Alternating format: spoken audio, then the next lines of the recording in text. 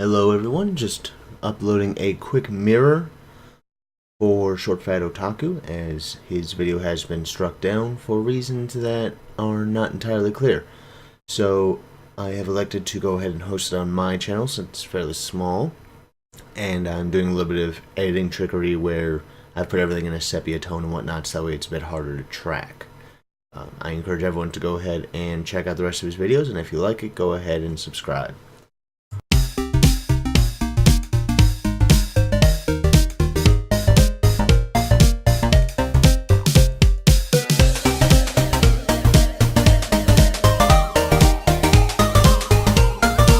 The last video I made regarding the whole Alex Mauer Star Mazer DSP event was released on July 1st, 2017. It's been 5 months and change since then, and a whole lot of stuff has happened. I briefly considered putting out update videos in the situation as it developed, but I really didn't want my upload feed to be completely filled with twice daily 2-minute videos saying that Alex Mauer had filed yet another DMCA or something. So I decided to wait until there was enough substance for an actual full indefensible on the topic. This video will be divided up into 3 subsections: Alex Mauer's actions since my last video, the court case between Alex Mauer and Imago Softworks, the owner of Star Mazer DSP, and the aftermath of the trial. For those of you who don't know the story, Alex Mauer is a composer of video game music. She's a talented artist with an extensive career. She was hired to do the music for the game Star Mazer DSP, made by Imago Softworks. There was a contractual dispute between Alex and Imagos. She basically claimed she wasn't paid for her work. Imagos disputed that position. She also claimed that the work was for Star Mazer, not Star Mazer DSP, and therefore was covered under a different contract, while Imagos held the position that her work was not for Star Mazer the game, but Star Mazer the franchise, which would include both the original Star Mazer and Star Mazer DSP. Rather than file for breach of contract against Imagos,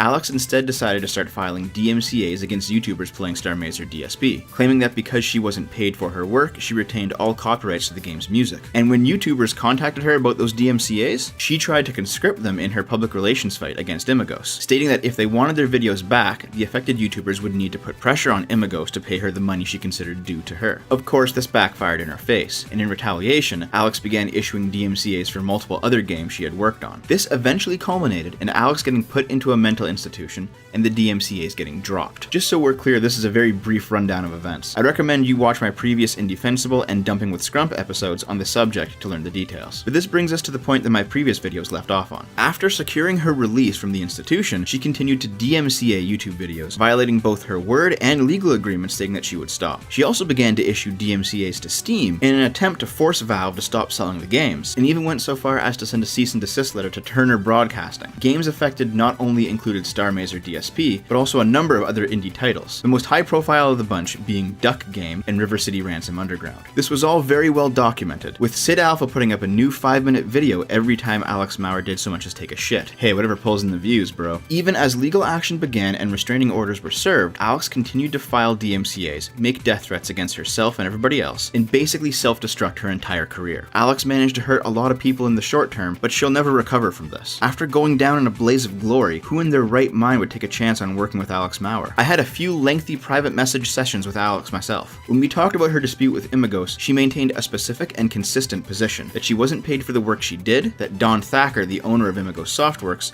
was an all-around shitheel, and that it was completely unbelievable to her that everybody was focusing on her DMCAs rather than what she considered to be the true injustice, her not getting paid. She went so far as to insult my and others' journalistic integrity for discussing her actions and not Imagos' actions. And we will discuss Imagos later in this video, but I want to make something clear right now. I'm not a journalist.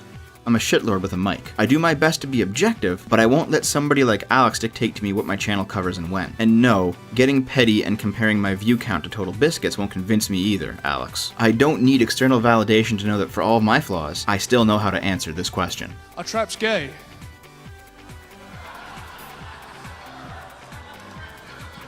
What? Are traps gay? No, genuine question.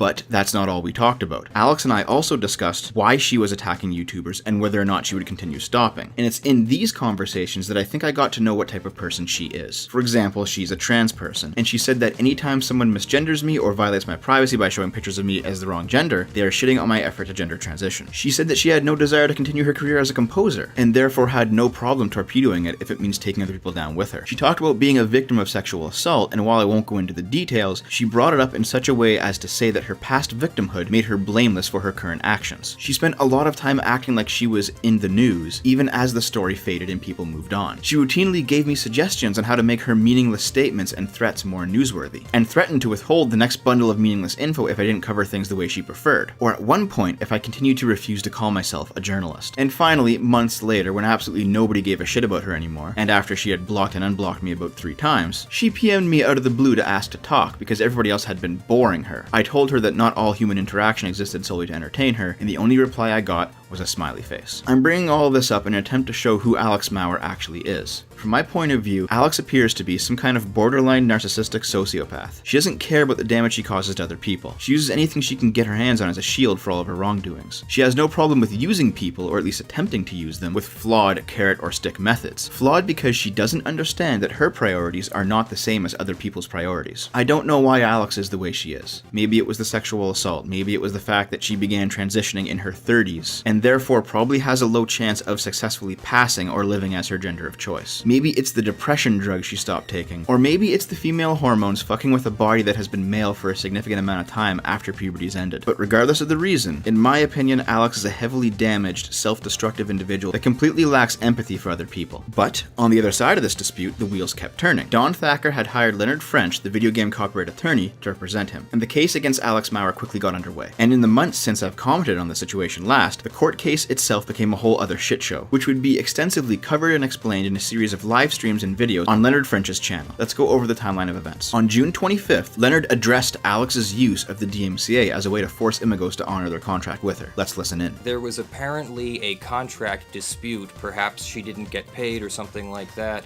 and instead of handling that dispute right there at the contract level, instead, she began issuing DMCA takedown notices to channels who had used footage, recordings of the game, of Stargazer DSP and Starmazer and Starmazer DSP. So that's where it starts to get interesting, because you're not allowed to use the DMCA in that way. She's not allowed to issue copyright strikes against channels if she doesn't own copyrights, or if she's just asserting a contract dispute with the producers of the game. Where does DMCA come into this? Well, she claims to own the copyrights, or own the right to use to assert the copyrights in this way. And so several other videos and commentators, and I've also commented on, not offline but off YouTube, that that's not really how this works. She would sort of have to have an explicit copyright assignment, and every piece of evidence that I've seen so far says that she does not have a copyright, and instead has assigned her copyright to the company she works for, which is normal. When you work for a company and you create copyrights for them, they own the copyrights. So let's start with the contract dispute. Let me first validate Alex, because I think this is very important to do. Alex is a human person, and if she has a real contract dispute with Imago Softworks, that sucks. And it's nothing to laugh at, and that's nothing to make light of. And she has all the rights in the world to go after Imago. So let me start over. I do want to validate Alex as a human person. Contract disputes suck, and the proper remedy for that is to take your other party to court, to either get an attorney and make some demands and hope that they give in, or take them straight to court. What's not proper then is what has happened afterwards. She has apparently asserted copyrights over these works, and then asserted her copyrights to take down Let's Plays and live streamers and I guess other videos that have described, reviewed, whatever, contained her music within the larger, video game work that's being rebroadcast or reproduced.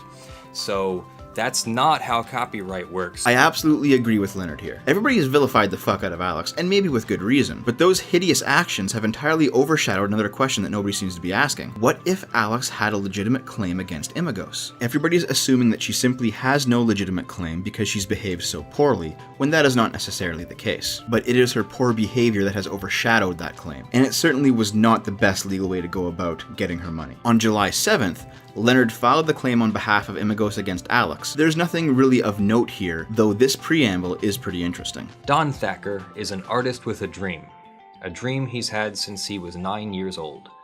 A dream of creating a retro shooter video game franchise he calls Star Mazer. In January of 2015, Don's company Imago Softworks began a successful crowdfunding campaign raising $193,566 to help fund development of the game. Don's dream was coming true.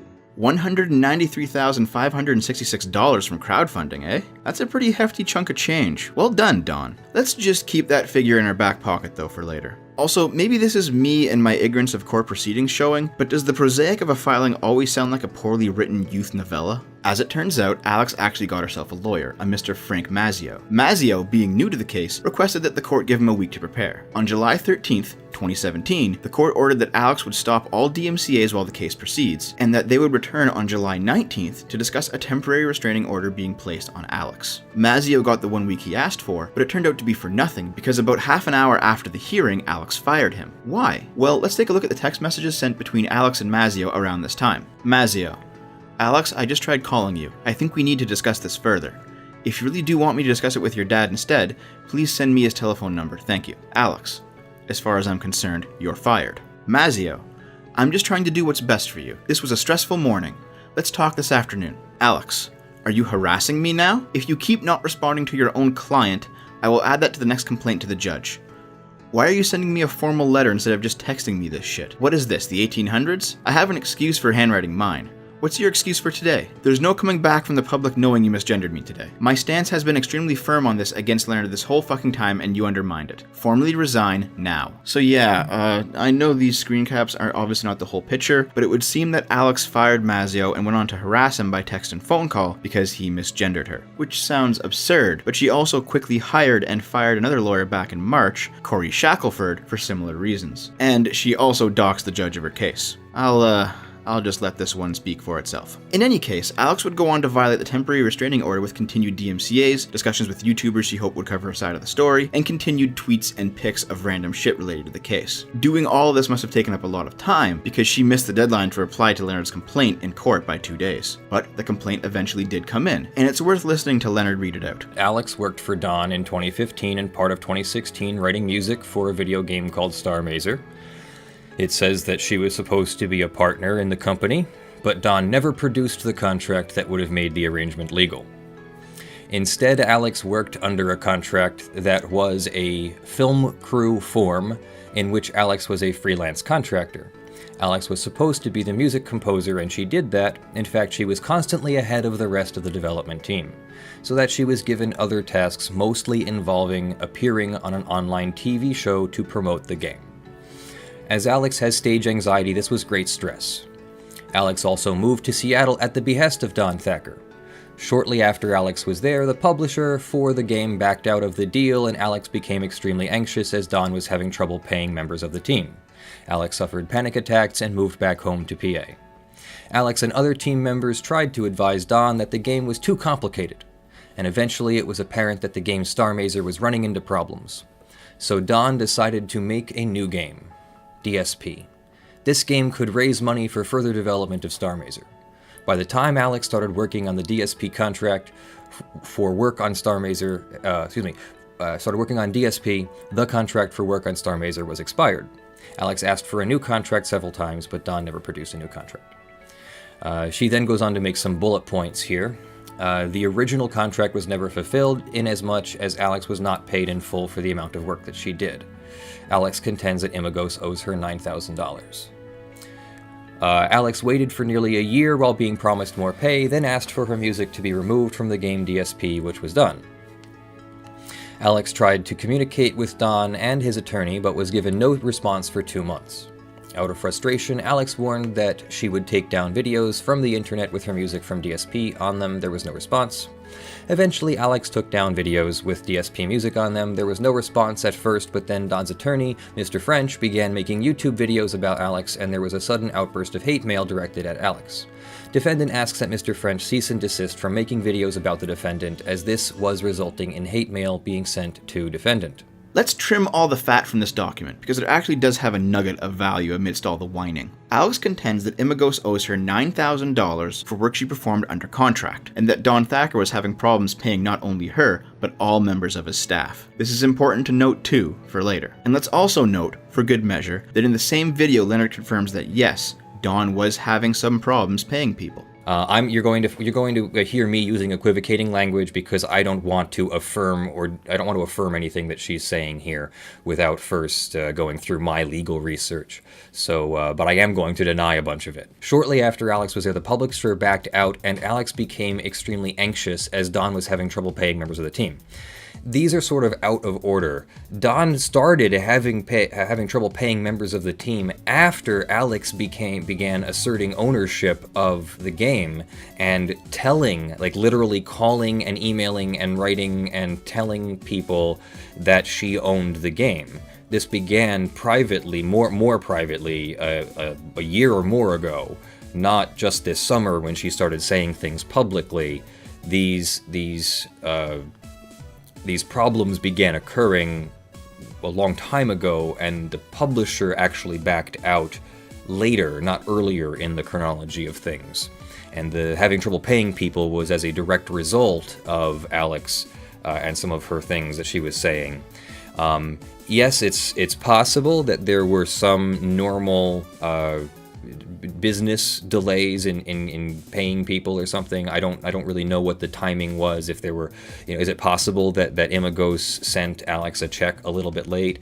Yes, it's possible. And if that's a big problem, she has remedies to bring all of that up. There's a lot of legal back and forth that happened from the beginning of Fall onward, a lot of it being standard court procedure and inconsequential to this video. What we can take from it is that Leonard didn't really pull any punches, and Alex proved herself to be absolutely inept. On December 1st, Leonard announced that Imagos had won against Alex Maurer, and did a stream with Don Thacker describing the settlement and release. Basically, this whole shit show finally ended because Alex Maurer had essentially agreed to Leonard's terms, which were as follows. Alex Maurer hereby forever releases Imagos from any claim, including but not limited to copyright claims, that she has or had on any and all intellectual property, including but not limited to Starmazer, Starmazer DSP, Motivational Growth, Beelzebuds, Melissa A Game of Choice, Duck Game, Tumblestone, Sizzlefist, Potato Man Seeks the Truth, Jazz Punk, Legend of Dungeon, and Legend of Party. Both parties also release each other from any general claims they have against each other. Alex also agrees not to disparage Imagos any further or file any future claims against them. So there, that sounds like a done deal, right? Well, maybe not. After Alex signed the settlement and the court entered the order of dismissal, this was Alex's reaction. Wow, I'm shocked. Just because I have no interest in defending myself doesn't mean I thought the judge wasn't smart. I thought the judge would shoot down the settlement for obvious reasons. It's hilarious to me that this is happening. The judge looks like an idiot. Ha ha ha. Apparently Alex thought that when she declined to defend herself, that the judge should have stepped in and done it for her. The whole obvious reasons thing you're talking about, Alex, that's part of defending yourself. And you need to make these reasons clear to the judge as part of your defense. Not simply say, well, no, you figure it out. No, man. Do your own legwork. You've got to make your own case. This really feels like the classic SJW response of, I don't need to educate you, shitlord, and I'm very happy to see it finally get shot down in a legal setting. Alex didn't like this, though, and kept emailing and calling the judge about it, to the point that the judge had to file this order. Pending further order from this court, the party shall only communicate with the court and its staff through documents filed with the clerk of court. What this basically means is that despite Alex Maurer going on about how she's been harassed and how terrible it is, she has actually begun harassing the judge personally through his private contact info. If you ever had any sympathy for Alex's situation, I expect it has long since evaporated by now. Mine sure has. So, that brings us up to speed on the actions of Alex Maurer and Leonard French and the court up until now. If Alex continues to act out, here's how I predict it will go. She will continue to not give a shit and file DMCAs or make disparaging remarks in public, regardless of any restraining orders placed on her or agreements she has signed, and because she has no money to garnish damages from, eventually she will be put in jail for her actions. Or Maybe she'll just move on with her life. Either way, it seems like any serious involvement from Alex Maurer on this topic has now come to an end. The Imago story doesn't end there, however, and it's here where you, if you're ethical anyway, have to ask the question I posed earlier in the video. Despite Alex's terrible behavior, did she have a claim against Imagos? Well, legally, if she did, she agreed to release it when she signed that settlement and release. Fine, but did she have a claim before that? Was she actually not paid $9,000 for her work? I mean, at first glance, that's kind of hard to believe. Remember that in the information that Don Thacker provided to Leonard French for his paperwork, it was revealed that Imagos had collected around $193,000 from crowdfunding. Surely there was enough money floating around to pay Alex what she was owed. But also remember that despite all of this money, Don was having some problems paying his staff. We recently, as a couple of clients, pay/not pay, and with the case going on and everything, I've basically been scraping together dollars to pay employees who work for me. Is this a point of view that we can corroborate? Well, somebody actually did. His name is Musical Antihero. I initially got to know him due to the Alex Maurer case, actually. I've been on his podcast a few times, and I think he's a pretty good guy. Musical Antihero actually did a lot of the legwork necessary to confirm and deny a lot of facts, by conducting both email and phone interviews with various former employees of Imagos. He then compiled his evidence and put out a 20-minute video on the subject. But you won't find that 20-minute video on the internet anymore, because he took it down. Well, why did he take it down? Because after it went live, Musical Antihero received the following messages from multiple people. God, I hope Maurer finds and kills you. Can see why your ex-fiancé slept with 10 other fags, you fucking backstabber. Fuck off and die, you piece of shit. You just ruined the Maurer case. Can't wait to piss on your grave. What you fucking did to Dawn? I can't believe it. You're worse than Cuck Alpha and Total Bitch Kit. Gonna skullfuck your corpse too. Worthless fag. Should tie you to the bumper like Cuckboy Maurer. There was apparently more, but Musical Antihero didn't have the screen caps of those as they had occurred on Discord, not Twitter, and he was no longer in the relevant Discord servers. But I'll read to you his message to me describing what happened to him. LOL, well, after the video went up, things were pretty alright for a few hours. Some nice discussion was had, and generally people wanted to ask questions. About 2 or 3 hours later, it hit the Lawful Masses Discord channel, and that's about when all hell broke loose. While Leonard seemed a little off-put but generally calm, his community was not. Got a ton of harassing messages from that, as well as in a few private Warcraft community discords I was in. Things also started popping up on Twitter afterwards in my DMs. In an effort to stymie things, I left the communities that harassment was coming from and tried to just get off Twitter. Later, another game dev would clarify a few points from the video, who made quite a few assumptions about a source, and Don apparently jumped down his throat and labeled him as malicious, confusing him with the original colleague who had passed the story on to me. That I've got screenshots of kicking around. And here are these screenshots, apparently from Leonard French's Discord where Don Thacker is addressing all of this. Let's see what Don has to say. Who are all of these ex-employees saying the same thing? Because we've been able to dig up a contractor whose work was not usable and whom we didn't pay because of that, and my ex-girlfriend. I'm gonna step back from this. If you can't be open and honest about what you're saying, there's likely something wrong with it. Why would people need to secretly talk about wrongs done to them? Why would my ex need her voice changed for a video? Leonard and I will provide, openly, everything we have to be as transparent as possible. Early in the year, when Alex was on her tier, she sent a bunch of emails to news outlets trying to prove some kind of conspiracy. She had a list she'd obtained, likely from my ex, of people my film company owed money to. She included 15 people, and only one of them actually responded. Also my ex, though she asked to remain anonymous. Another claim made in this package was that everyone quit and everyone hates me or something. I confronted the members of the team with this and have, in writing, their positive responses. None of them has done or said anything Alex has claimed outside of Alex's fictional report. Only my ex who, when confronted, told me that she was just trying to get Alex to stop talking to her and told me that she feared for my safety. There is no story here. I ran a business poorly and fucked up a lot in pursuing a dream with friends. There were the types of tensions you get from starting an enterprise with people, and those were compounded with me breaking up with someone and entering into another relationship while that person was still on the team. The only sensational thing about our course is that Alex did what she did. Everything else is, as I've been told by fellow devs, pretty standard. There was a guy who was going to get to the bottom of this with this amazing package of news he was given by Alex, and he started interviewing people. Only 2 responded, the same 2 as before. He talked to Leonard and eventually I called him, because he had not asked our side at all. He apologized when presented with the evidence and stepped away. This is who I thought Sharky was. However, from numerous side conversations I'm having just now, the contents of which are all being sent to Leonard, I was wrong. Sharky is someone with an interest to be destructive, whose motives I can't imagine. I just tried to make a fucking game with my friends. What the actual hell is wrong with people? Why does there need to be some secret Kabbalistic conspiracy? Well, holy shit. It's pretty clear that Musical Antihero's video, whatever it was, hit quite a few nerves, not only Don's, but Leonard's community as a whole. The heat that all these people brought down on Musical Antihero for the video was ultimately what made him take it down, by his own words. Don himself seems to be denying the factual validity of the contents of that video as well. Let's see if I can clear anything up with my own sleuthing. This Sharky guy that Don mentions is another game dev in Leonard's Discord, and he's the one who took these Discord screen caps. Don initially thought him to be that old interviewer he mentioned, but quickly changed his tune and said that his interest was destructive, because he was the friend of Musical Antihero who, earlier in the conversation, was discussing and clarifying points from that video. Classy. And who was that old interviewer that Don thought Sharky was, anyway? Well, I asked Musical Antihero if he happened to know, and he did tell me who it was, but he specifically stated that it has to remain between us. It's someone that I know, and I'm going to respect his wishes to remain anonymous. This friend decided to not get involved after speaking with Don, and deleted all of his findings on the topic. Why would this mutual friend of ours do this? If only we knew what was in this now lost video, it might shed some light onto what's going on here. Well, would you look at that? I just so happen to have a copy of that missing video. It's amazing what never leaves the internet. Let's take a peek at what Musical Antihero had to say about Don Thacker. What got everybody so riled up. So, a couple of weeks ago, I was working with a colleague of mine who, prior to the Alex Maurer situation getting picked up, was working very closely with several other YouTubers and several other news media outlets on covering a portion of this. Specifically, he was looking into goings-on that were happening at Imago Softworks and why things were blowing up as they were.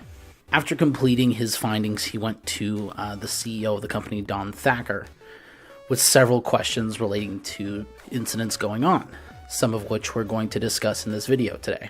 At that time, he was threatened with legal action if he didn't drop the story and reveal his sources. This is not the only time it's happened, where the narrative has been curved with threats. This seems to me to refer to that mutual friend of ours who wanted to remain anonymous after talking to Don Thacker. Don claimed that the anonymous friend stated he was going to get to the bottom of this, but ultimately apologized to Don and dropped his investigation when Don gave him additional evidence. However, that's not the story that I'm hearing. What this mutual friend told me himself is that Don threatened him with a subpoena if he didn't stop looking into the claims, and additionally give his sources up to Don because apparently they had all signed NDAs. Just to clarify, Don, threatening somebody with legal action is not the same as convincing them that your side is right with additional evidence. Allow me to describe to you, as briefly as possible, how I understand the timeline of events to be, taken from the information within Musical Antihero's missing video. After this outline, I will provide evidence for each major point using interviews from former Imagos employees. What it seems like is that if Alex Maurer is owed anything at all, it's to the tune of $4,000, not the $9,000 she asked for in court. But it's also not clear, as we get into some of these testimonies from Imagos employees, that Alex is not the only person who is owed a paycheck from Don Thacker, with some of these paychecks reaching the 5-figure mark. These people will likely never see their money, as Imagos now only consists of 2 employees, Don Thacker and his current girlfriend, Lindsay. Everybody else has been let go. So, let's follow the money. In February of 2015, Star Mazer's Kickstarter goes up. Around this time, Imagos begins hiring people to work on the project. A few of them, like CastPixel, don't stay very long, as it's clear they're not going to be getting paid, and frankly, if you're smart, you demand at least a bit of money up front before handing over the final product. And as we know from both Kickstarter's page and court documents, the money raised was around $194,000. Additionally, Star Mazer had multiple publishers, which provided financial backing for the project throughout their tenure. Adult Swim Games was on board until about mid-2016, when an ownership dispute arose. Adult Swim Games had agreed to fund the game Star Mazer, but Imagos released a game called Star Mazer DSP, which is a different project. Neither project's ownership was ever negotiated with Adult Swim Games, but it was made clear that Adult Swim Games was specifically funding Star Mazer's development. So when DSP came out, and it became obvious that the money that Adult Swim Games had provided to Don Thacker was being used to develop a different game than the one they signed on to publish, they abandoned the project. Afterward, a second publisher came on, Playism, offering a monthly stipend, but the Imagos employees were unable to keep up with Playism's demands, and they subsequently dropped the project as well. Star Mazer's final budget, if we total up the Kickstarter money, the publisher money, and a few independent backers, was just above $400,000. I mean, $400,000 is a lot of money, but not necessarily for game development. Games can be an expensive business, but we're talking about an indie company making a pixel space shooter. Surely $400,000 would be enough to cover people's paychecks for the level of work and amount of time we're talking about here. So where did the money go? Well, I'd ask Don himself, but he seems to be gone on vacation so much I can't even get a hold of him. Why? Here's a pic from his Instagram taken in Alaska in July 2015. And just 2 months later, in September 2015, he's in Vancouver at the Pacific National Exhibition. And again, in December of 2015, visiting all the various filming locations of the original RoboCop movie in Detroit. I guess Vancouver really spoke to him, really called to him on a deep personal level, because he's back there again in February of 2016. And here he is again at the coast in Oregon in May 2016. A little, romantic private retreat. But I guess all this nature has really had him craving the nightlife, because on July 3rd, 2016, he went to go see Arm Cannon perform live. All these locations in North America just aren't exotic enough. Where in the world is Don Thacker next? Well, how about Târgu Mureș, Romania, in August 2016, just 2 months later? And to wash that all down, how about we hit up the Cedar Point theme park in Ohio in October 2016? I've basically been scraping together dollars. Wow, he managed to do all of this while still developing Star Mazer, and even while publishers were abandoning the project. What an incredible guy. I just wish I could catch up with him to ask him where all the development money went. I would like to take this opportunity to make something clear. Imago Softworks, as a company, doesn't actually exist. The company is Imagos Films, and they specialize in short films and commercials. We've done a bunch of film stuff to kind of keep our doors open and food on our plates and stuff, and that film stuff has all been really well received. Two of them didn't pay us yet, and I'm kind of in a hole on that, but other than that, lots of cool stuff. And by the way, none of those were like Devolver or anything. If you don't speculate. Oh yeah, the E3 Devolver digital thing. I remember watching that on my stream. I remember it sucking.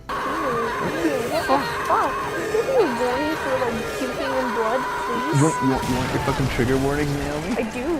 For fuck's sakes. But hey, Don Thacker's been doing the indie film thing for a while, but he's always really wanted to make video games. So he began his project under the name Imago Softworks, but that never really existed beyond a label Don slapped on the project. It was always Imagos Films, and when people donated money to what they believed were the development of Imago Softworks made games, that money probably went to go fund Imagos Films movies. And Don hoped to make enough money back from those movies to fund his game projects. At least, that's the best case scenario regarding where all the money went. Anyway, after Alex Mauer's DMCA's hit, Imagos is suddenly empty. All employees, save Don and his girl, both temporary and full-time, no longer work for Imagos. And none of them have contracts, with the sole exception of Alex Mauer. So question 1. What's the deal with Imagos? Well, it's pretty safe to say that Imagos had some problems with management, and not only regarding people not getting paid. You don't bleed out 2 publishers that quickly, not when investments are on the line. And in the case of Adult Swim Games, not because you take the publisher's money and shuffle it around internally to fund a different project. And that's not to mention the revolving door of new hires and new fires at Imagos, which is also not a good sign either for both the morale of the team or the competence of the people in charge. Question 2. Is Alex Mauer actually owed any money? In my opinion, there's a pretty good chance she is, because almost everybody else who worked for Imagos are also still owed money. People who were hired during the Kickstarter, people who worked while the publishers were backing the project, people who even continued to work right up until Alex dropped her bomb, are all owed money. I mean, Alex's conduct since then has pretty much destroyed any chance of her getting paid. But is she owed? The possibility is there. There's no paperwork. No contracts, with the exception of Alex. There's evidence of money going missing, but there's no evidence of where this money went, or who is owed what. And if people are owed something, it's going to be extremely difficult for these people to get paid even if they force the issue legally. The only person we can trust regarding what money went where is Don Thacker. Do you trust him? Question 3. What has Imago Softworks actually produced out of all of this mess? We have one game with an unknown completion status, Star Mazer. We have a game that nobody paid for and yet seemed to have been made anyway, Star Mazer DSP. We have both massive financial losses for publishers and a messy, ugly legal battle between Imagos, a company we cannot trust, and Alex Mauer, a person with a long history of mental instability. This is Don Thacker's legacy. Now that you know my take on the full situation, allow me to present you with the evidence that brought me to this conclusion. You may feel free, of course, to judge it for yourself. I talked to multiple sources within Imagos Films and Imago Softworks, as well as outside, in putting this video together over the course of the last month.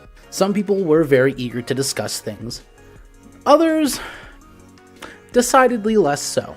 However, most decidedly wish to remain anonymous, almost unanimously for the fear of interpersonal conflict and legal suits.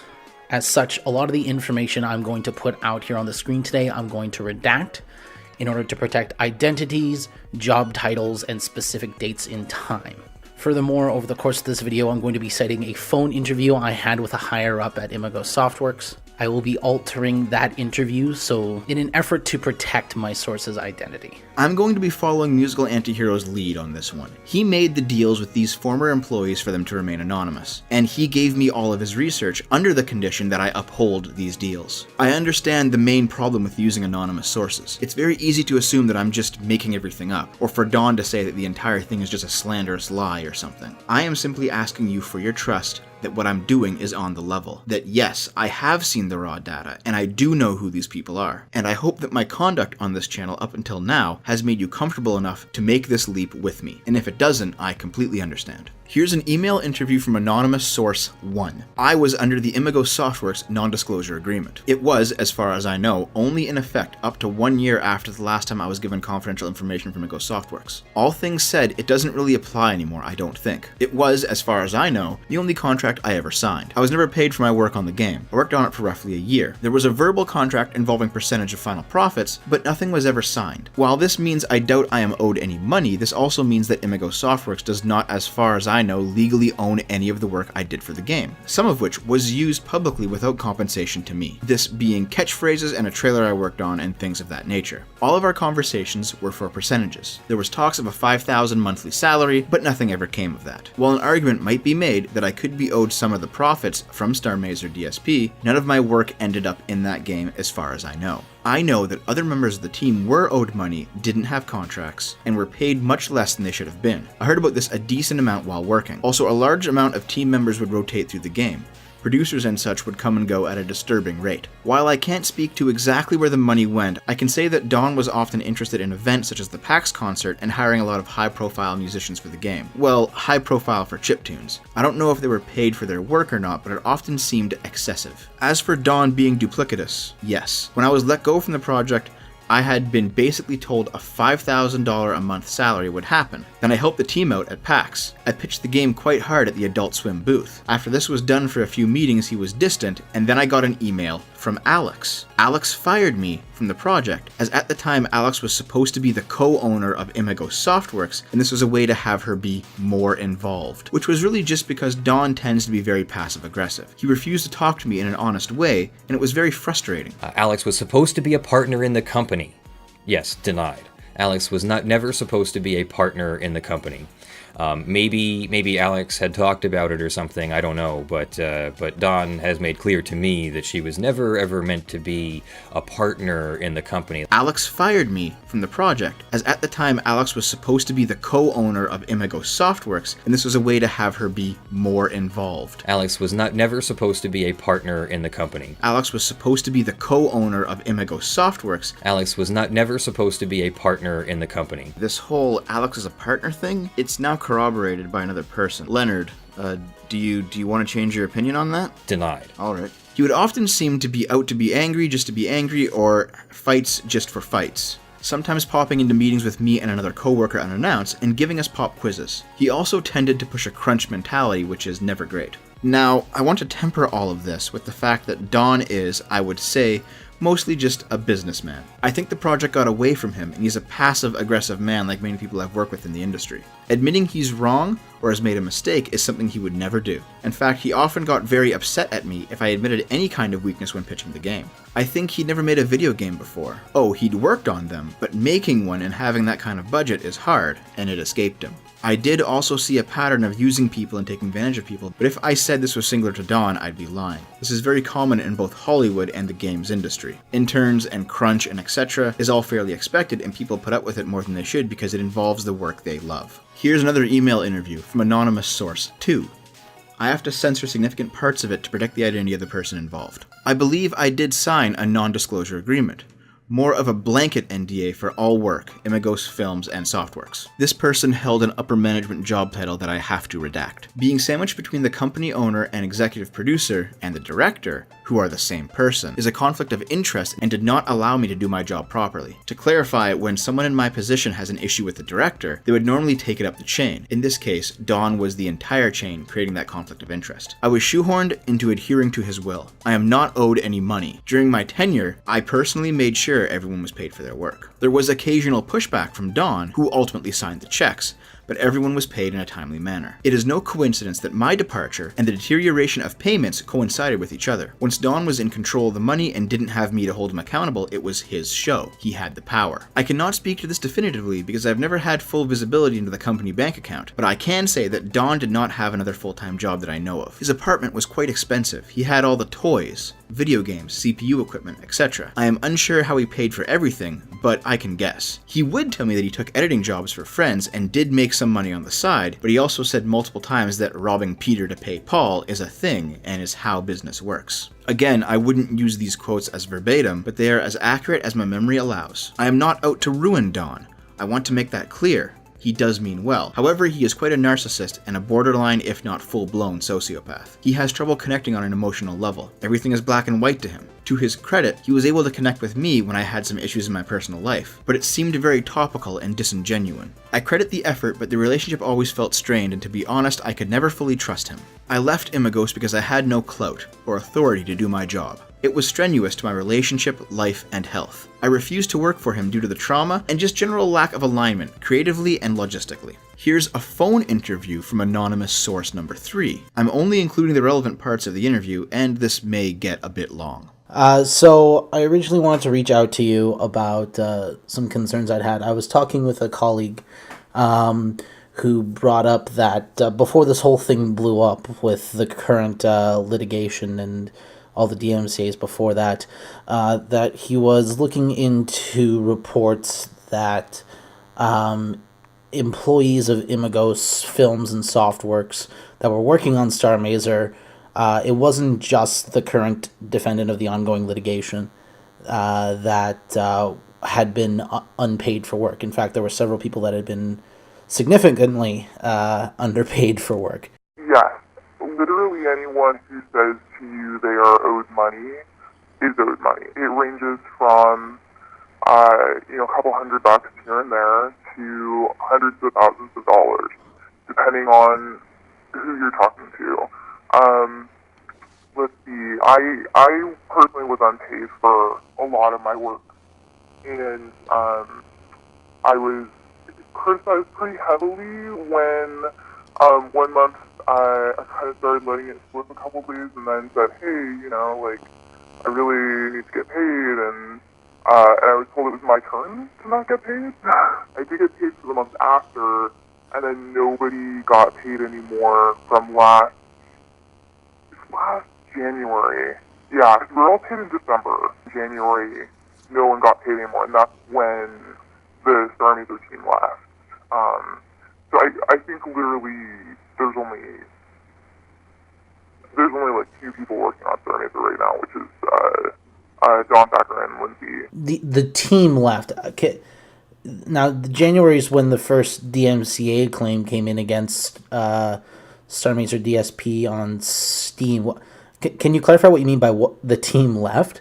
So, so Alex is a little bit different. That story is a little bit separate from everyone else's experience.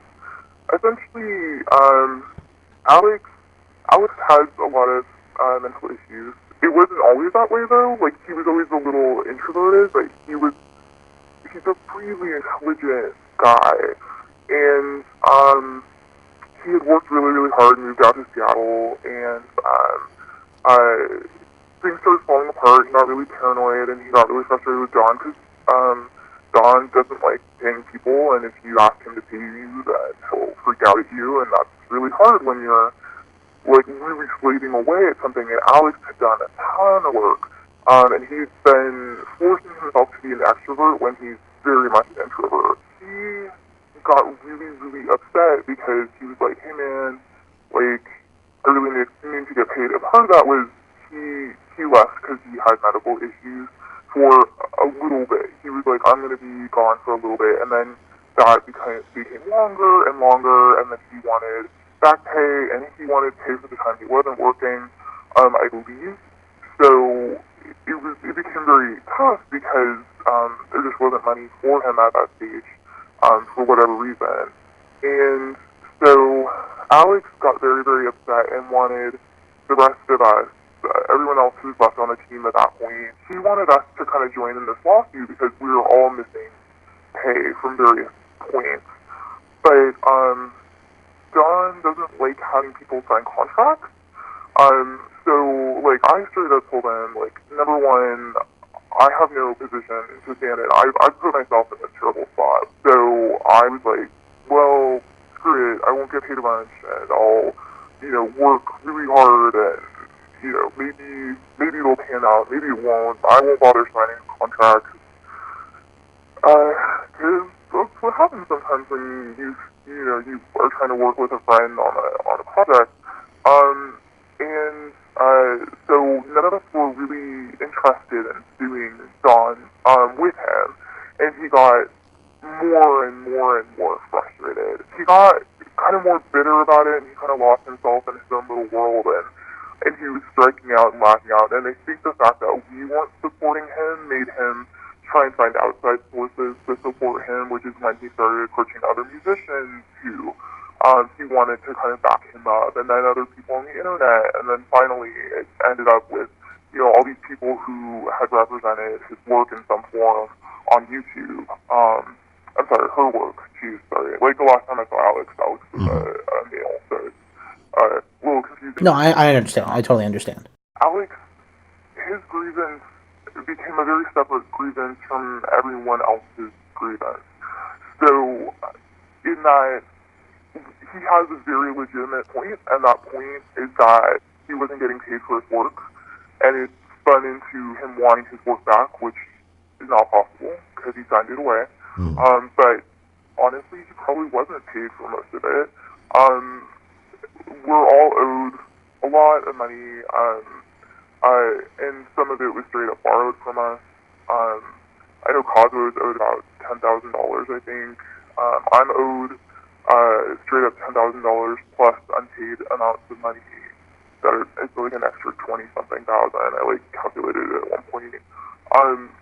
It's just hard because we're talking about a game that was funded multiple times through Kickstarter and the people behind Kickstarter, through Adult Swim Games, through Playism, and I don't know who they have at this point because I'm not with them anymore.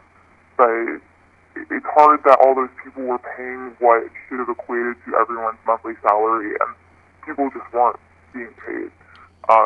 And it was very sporadic, and sometimes people were paid, and sometimes people got 3 months worth of money all at once, and that, they had to learn to trust that it was going to come again. It's really hard for people who are on the outside of the situation to understand the gravity of the situation, because Don is an incredibly charismatic individual who can make people believe that he is the key to unlocking their dreams and their future goals, and he's like the nicest guy in the world, and he's funny, and he's smart, but underneath is a very not a very different, very opposite human being. That it's very Dr. Jekyll and Mr. Hyde kind of situation, where the people who've been on the team and been close to him have seen the flip turnaround where he's screaming at the top of his lungs at you and telling you you're worthless and didn't contribute anything, so you don't deserve any money. We all worked very, very hard on this, and in the end we all had to say goodbye, and the only person that's left is the person who basically swindled a bunch of money, and the person who he's now dating and brought on because he wants her near him. So it's very, very hard. And a lot of us have just kind of been like, you know what? There's no way to sort the situation out. We're just gonna cut our losses and go. And I think that's probably been the case for everybody. I don't think anybody's even considered going back once if they get another publisher. So you said Don could almost kind of flip on a dime. Is that something that happened often, or? For me, it happened daily. For other people, it would happen maybe once a week or once a month. it happened a lot during our stand-up meetings when we were all on video calls together. It would happen, like at PAX. It would happen when he was having one-on-one meals with people.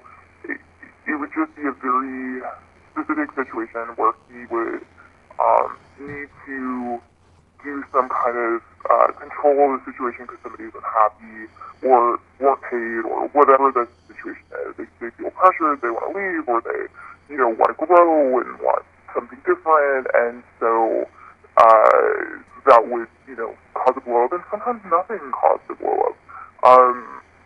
So just, I think, I can't think of anybody who didn't experience that on our team, both as part of the team in a department and also as an individual.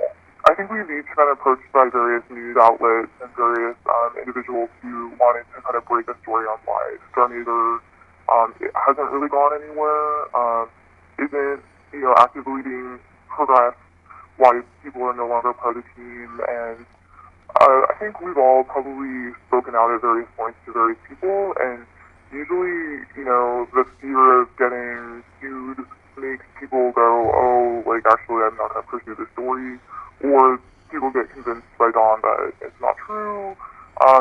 Personally, I don't care anymore, because I moved on with my life. I wish Starmazer had come out. It is, basically throwing away several years worth of work, and that's hard. So I can see why you probably haven't had a ton of perspective being given to you outside of Dawn, and I don't know who else you talked to, if it's just been people who are on his team, or I have no idea. But anyone who was there from the beginning I think we all feel very burnt by the situation, and I can very much see how Alex got to the place that he was, and managed to, and is, with the aid of being slightly mentally ill, well, severely mentally ill at this point, because it was just so much pressure, so much stress, so much emotional turmoil, and that can make somebody snap, especially somebody who is prone to snapping, and it's just unfortunate that he snapped as hard as he did. I know that when he started just being so public and being so aggressive online, I emailed him and it was like, hey, buddy, people love you and people care about you and people are genuinely your best, and I just want to ask you right now to close your laptop and go outside and just whatever happened on here has happened, and just leave it, just walk away and have your life again. And he responded with, "You're not my friend, fuck you."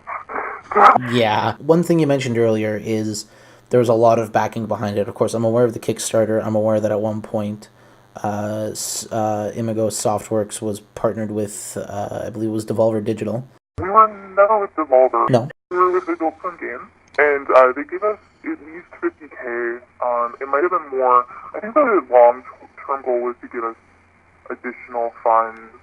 And I know the kind of the thing that Don told us, the reason why we left Adult Swim Games, which what he said to us was that because we had launched DSP, Adult Swim Games felt very deceived, because we were making another game as the game, and they were funding one game, and then it was well, who's going to own the secondary assets? And so they freaked out and bolted, and then he said that he really felt like they were funneling that money into, I think it was Thoughts. Maybe, I'm not quite sure what it is, but it's some other game that came out that year. But I don't know what it actually was, because I didn't talk to them, so it might be what it was, but it could very much not be what happened. But ultimately we did lose Adult Swim Games as our publisher, and then Dawn went on a frantic hunt for a new publisher, and that's when we got Playism. And what Playism was doing was giving us a monthly stipend. Okay. And so that was supposed to get us through X amount of time. And what happened was in see, last October we went out to Tokyo Game Show. We were hanging out with Playzone. Everything was great. And then in November, I think the head of the company started to question our timeline, and there was some miscommunication / deception about how long and how far behind we were, and they thought they were going to get a game in like 4 months from the time. Like they thought they were going to get a game, I think, in April, and we were going to need like another year and a half at least. We were so far behind. We didn't even have really a working build. It was horrifically bad in that like they would have had to pay so much more money for this little indie game. And so the head of the company found out, and in December they just didn't pay us, and they kind of started shutting down talking to us. And at the time, Don threatened them and told them that he was going to go to the papers and let everyone know that this company was going to refuse to pay this indie team with a lot of heart right before Christmas. And so he threatened them on a phone call, and they are an upstanding Japanese company who you can't really like threaten somebody's reputation in Japan and have it mean the same thing as it means here. Mm-hmm. So they kind of they sort of shut down and were like, cool, lawyering up. And they paid us for that month, and that meant since they paid us, we had to deliver or else we lost our game. And we weren't going to be able to deliver that next milestone.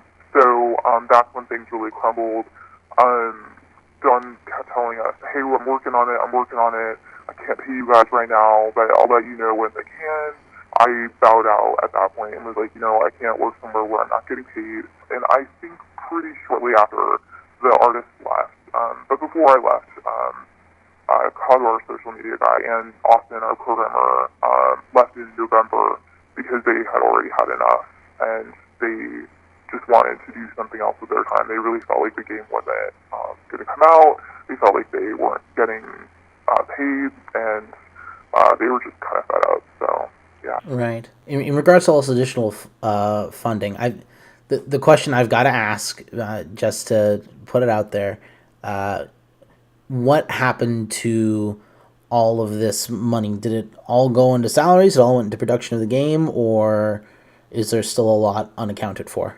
To answer your question, it's so confusing because Imago is two companies, right? There's a film company and a game company, and when we got $195,000 from the game community to make this game, we were also in post-production on a film called Depth, which was made for Frictional Games, and Frictional Games had given us, I think it was like $70,000. It wasn't a lot, but it was enough to almost kind of make a feature. And so it wasn't enough though for finishing up post-production. So Don was looking for additional resources, and he found a resource from a guy who's an early investor in Amazon, and he was giving Don an extra $100K to kind of help with that. And so there was that money, and then there was the game money, but the money wasn't coming fast enough from the guy, the investor for the movie. So money went from the Kickstarter fund towards the movie, and then there were other times, because there were lots of commercials that were being made, as well as this film, where other funds would be swapping back and forth. Sometimes game money would go towards the films and video projects, and sometimes the video project money would go back towards the game. And there was I never once saw Don open up an Excel spreadsheet and look at the numbers. I don't think there was any real accounting of how the money is handled. And I think it was just like, hey, so-and-so's asking for $3,000, I guess I'll give them $3,000. Or, hey, so-and-so says they need this, so I guess I'll give them this. Or, hey, I don't actually have any money, so, I'm not going to give them anything, because through them, I don't have it, so. it's not going to happen. It became just a chaotic situation as far as funds. I can tell you that Don is extremely generous, and anyone who goes out with him will be fed. The apartment he lived in was about between $3,500 to $4,000 a month, and that was being paid for through, this fund. And in fairness, it was the office as well, so that's totally fine. But new equipment was showing up, video games and systems, and if you ever look at his Instagram feed or his Twitter, you'll see all kinds of vacation pictures all the time, going to theme parks and renting cars and driving across the country. He doesn't have money outside of the money that was given to him, and all the funds he gets from commercial projects he does and film projects usually just barely pay for the project themselves. So honestly, I cannot say that he is purposely mishandling the money for his personal gain, but I can tell you that I don't believe he's tracking it in any sophisticated or even responsible manner. If you had to take your best guess, what would you say the budget was for the game after that initial crowdfunding plus the two potential publishers? Oh man, that's a really good question. Like I said, I think we got about 50 from Adult Swim Games, and we got pretty regular stipends. I'm trying to remember how much we got each month from, I wish I could remember. It could have been, it could have been 20,000 a month. Well over an additional 100,000 for sure. Probably closer to an additional 200,000 would be my guess, somewhere around there. So you're looking at probably about 400,000 at this point that's been put into this project. I don't believe he's had any additional funding beyond those two bodies. At least, like I said, I left last January, so I really had my hands out since that point. So I don't know if he's managed to secure any additional backers or funding, but at that time, it was probably around 400K. Okay. So when did payment begin to stop for members of the Star Mazer development team? We know that Miss Maurer, the defendant of the current litigation, claims that payments stopped in June of last year. Alex has a different scenario than the rest of us. So she would have stopped being paid earlier because she had a mental breakdown earlier. So she had a mental breakdown in around Thanksgiving / closer to Christmas of let's see, God, I'm trying to remember dates now. This was 2017, so 2016, so 2015. So in that November period before she started litigation, she had a mental health leave. There was a point in which she did stop getting paid because she stopped producing work. I think the big discrepancy was that she stopped being paid, and I think she felt like she was owed some money at the time in which she stopped being paid, not just for the time in which she felt like she should have been paid and she wasn't working, but on top of that, before she stopped, I believe there was some money she was probably owed here and there, because again, the payments are so sporadic. You're talking about somebody who mails a check in the mail when they remember to, and half the time it isn't signed or dated, or it gets quote unquote lost, or and sometimes you get 3 and sometimes you get none. So because of that, it's so hard to keep track of your own finances that I can see why she would have been owed some kind of money. But I think the part that I disagree with personally is I really feel that when she stopped working, she really should have stopped being paid, and she felt like she deserved to still be paid for the time in which she wasn't working. And I think there was a lot of pressure for hospital bills, and that's what really fueled her to be like, hey, I need this money. And I think she felt like Don was personally responsible because he was personally responsible for getting her to move out to Seattle and join the team there and pay rent in the same building that he was in. Like I said, he was paying $3,500 to $4,000 per month, and then she would have been paying, even in the cheapest of places in there, it would have been over $1,000 a month off of a very low salary.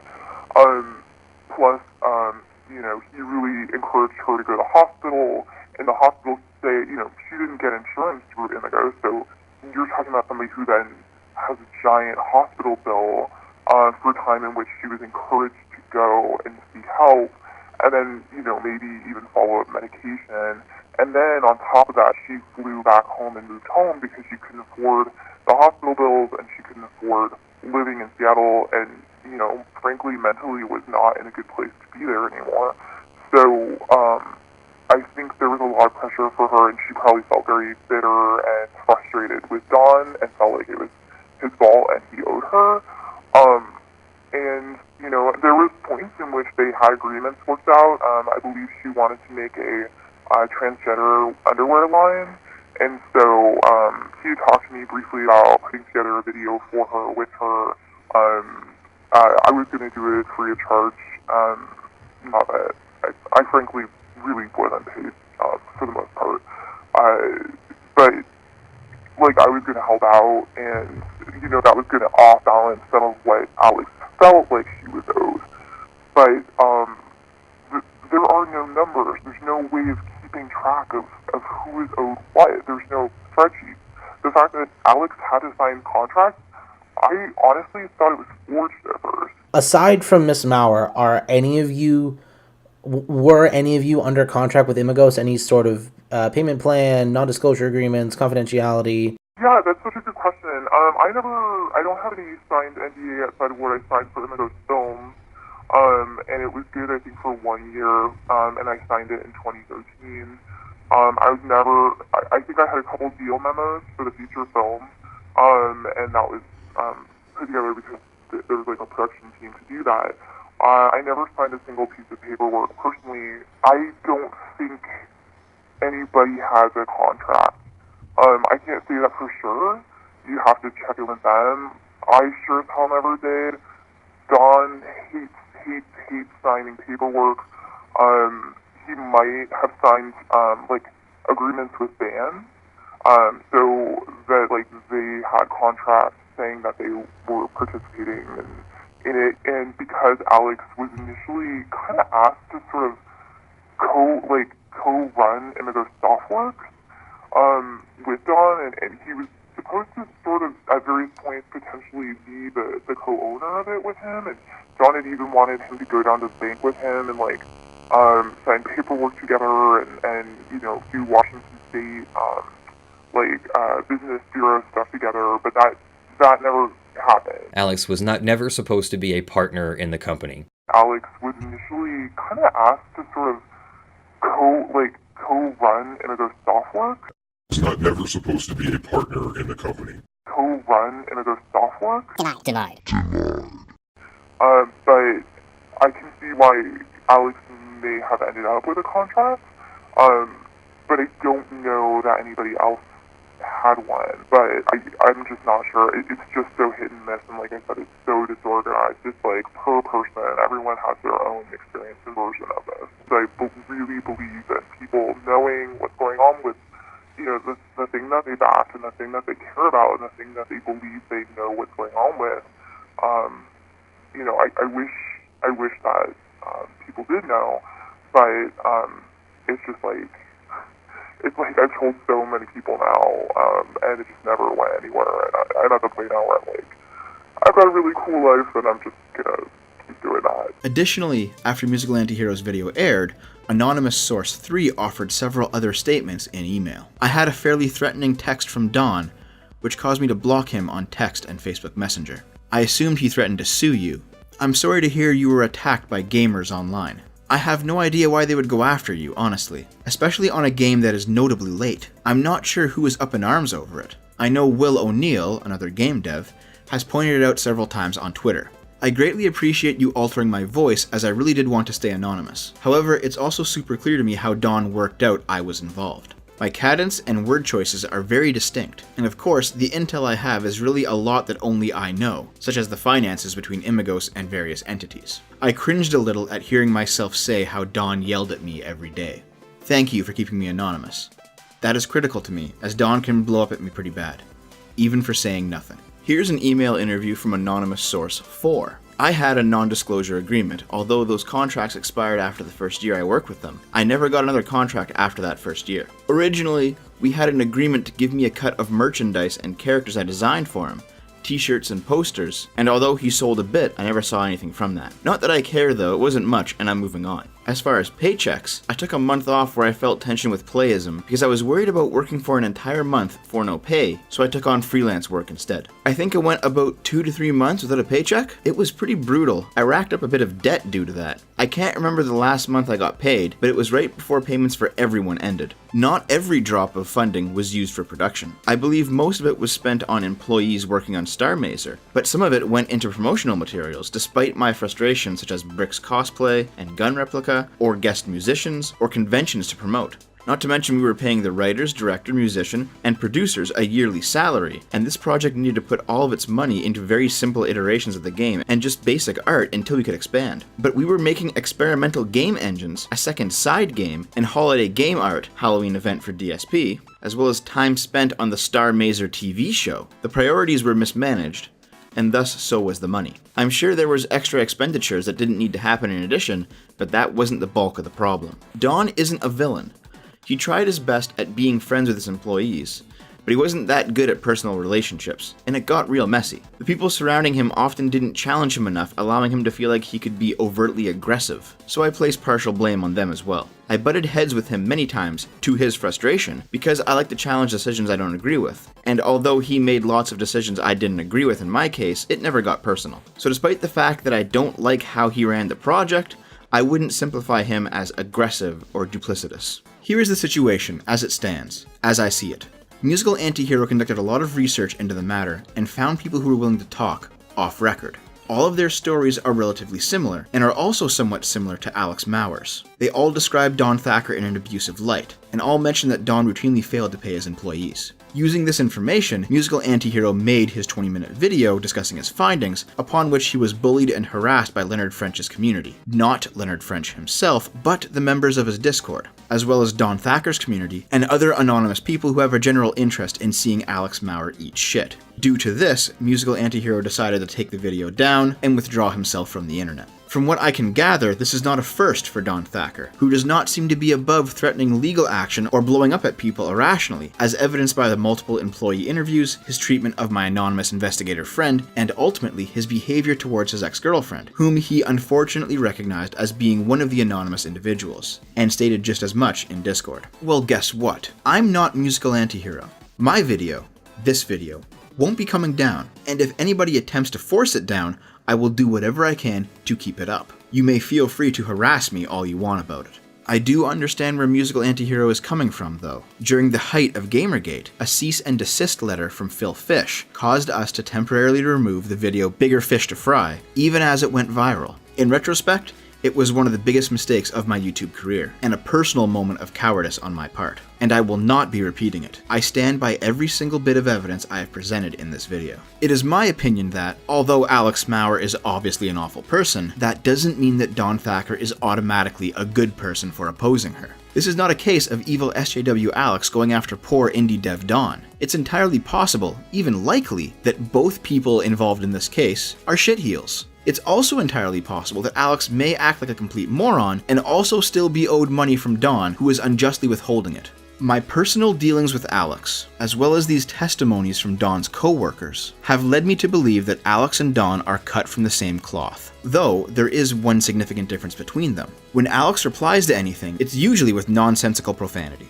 To contrast, how did Don Thacker reply to Musical Antihero's video? That's another thing, man. Some speculation we're not even going to mention. I want to just say Leslie Barbara Streisand. I'm just a guy. I'm just trying to make some stuff. You're just a guy. Just a regular guy. I don't have a wants to make a game. Or like a super plan. Honestly, I think that what you want to accuse me of something. Accuse me of being like the world's worst business person.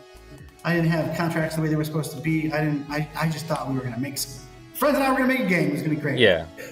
Yeah.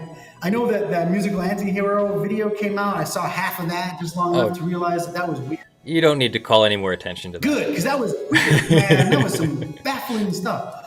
It's just like I guess my question to you, the internet audience, is why can't it be that I fucked up and made some terrible business decisions in contracting my friends to do some stuff, or in not contracting some of them in some cases, and was shit at my job when it came to taking care of everybody's interests. That seems, I admit that 1,000. I admit that my artists were under a lot of pressure because I needed to get a lot of art done really fast. And I was saying, guys, do this, do that. I mean, I get all that. Yeah, that's not evil, man. That's me trying to make a video game. Well, that sounds very innocent, doesn't it? Golly gee, I don't know why people are looking into me. I just don't get it. I'm totally cool, guys. I don't know what's going on here. Well, let's give the devil his due. My question to you, the internet audience, is why can't it be that I fucked up? Let's do that. Let's assume the absolute best of you. That it was all just innocent errors on your part, that there's nothing malicious or duplicitous, that you just made mistakes making a game with your friends, like you said on Discord, and there's no big conspiracy.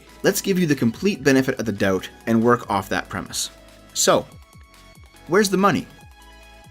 Where's the money, Don? You know, the $400,000? Why didn't people get paid, and when do you plan to pay them? I mean, I'm giving you the benefit of the doubt here. It was all just a big mistake, right? When do you plan to rectify that mistake? With the people you owe for services rendered. If you are just a good guy who has made mistakes, as you claim, then shouldn't your first priority be fixing those mistakes, and not obfuscating them with Alex's own misdeeds? If you're just a good guy who's made mistakes, why are 4 independent, separate people only willing to talk about you off the record, out of fear of reprisal? And why are their stories of your misdeeds over a long period of time so similar? If you're just a good guy who's made mistakes, why did you threaten my investigator friend with legal action when he began speaking to your former employees? If you're just a good guy who's made mistakes, then maybe you should answer your own question here. Why did your ex feel the need to have her voice censored? And why did you blow up her phone when you figured out it was her? If you're just a good guy who's made mistakes, why did you try to cover up the majority of your wrongdoings by saying it's the industry standard, when you and I and everyone else knows full well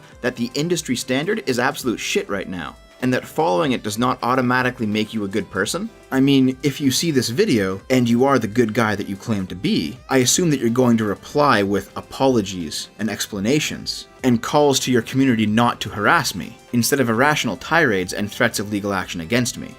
Right? I don't blame Leonard French for any of this. He's an attorney, hired to represent his client, and his client is entitled to legal representation. But I do blame Don Thacker for his actions. If he were truly the person he publicly presents himself as, I'm just a guy. He would not be doing what he's doing right now, or failing to do what he should be doing.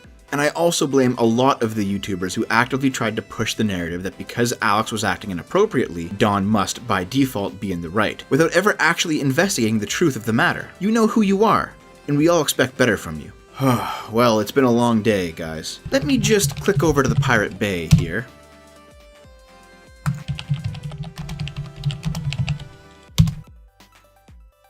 Oh, Dan.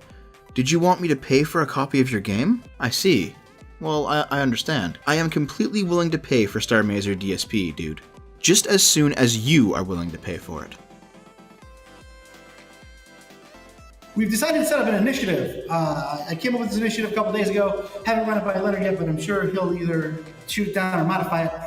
Here's my initiative. It's called the Imago Creators Initiative. If you are a content creator, a YouTuber, an artist who's worked on remixes or extensions of our stuff, anything that has anything to do with Imagos, if you've been part of that in the past or are part of it now, I'd like you to contact me directly.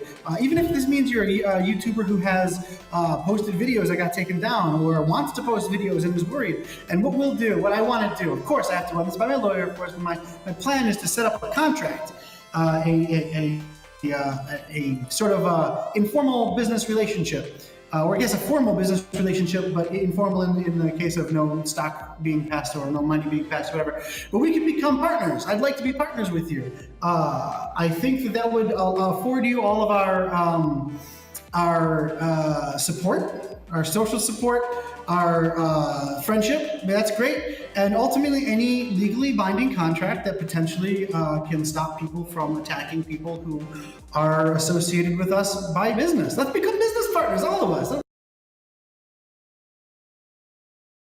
Don is this is a very personal matter. He's not an okay person in my life, and I've gone non-contact with him. But I did want you to have the information to know, if nothing else, if people are coming up to you and saying that they're not paid, they are absolutely not paid. Like, trust them. Don't trust anything Don says